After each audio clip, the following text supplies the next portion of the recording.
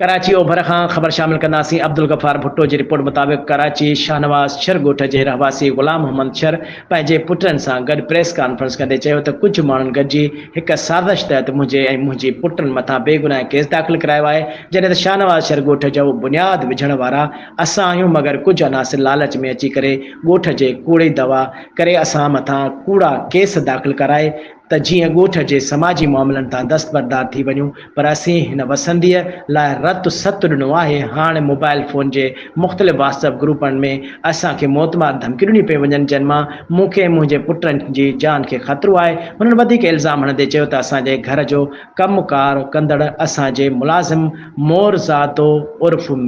मिली खे घर ॿाहिरां अगवा कयो वियो आहे, जंहिंजो हिन वक़्त ताईं को बि ॾस पतो न पइजी सघियो आहे ऐं हाकिम चन्ना मूं ते ऐं मुंहिंजे पुटनि ते कूड़ो केस दाख़िल करायो आहे। हुननि IG सिंध, DIG ऐं SSP ईस्ट खां घुर कई आहे त असां मथां दाख़िल कूड़नि केसनि जी जांच करे उहे ख़ारिज करे असांजो अगवा थियल मोरज़ादो उर्फ़ मिले आज़ादु कराए असां सां इंसाफ़ ऐं तहफ़ुज़ फ़राहम कयो वञे।